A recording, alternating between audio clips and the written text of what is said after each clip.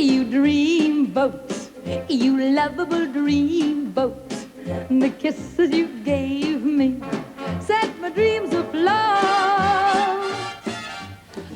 Back in 1955, when the RAF were using proper aeroplanes like this beautiful Pembroke for VIPs and communications, there was a sensation at the Paris Motor Show. The sensation was the launch of the DS-19 Citroen. The looks of the car alone stunned the motoring world. It was the first time aerodynamics had played such a part in the design of a car.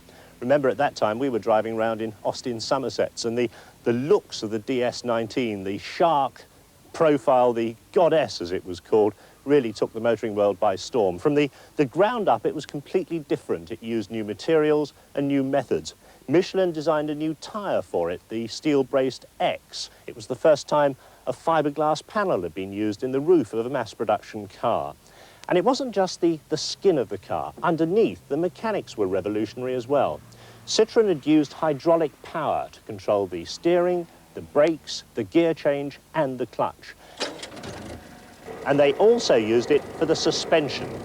A hydraulic accumulator charged spheres, and it made the suspension rise and float across bumps. It set new standards for road holding and ride comfort in the industry.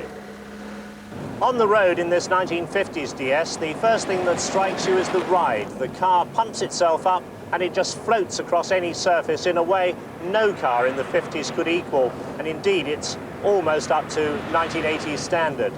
The power steering chirrups and chirps away to itself, and the suspension sighs and moans. It's a car that's essentially alive the whole time as you're driving along.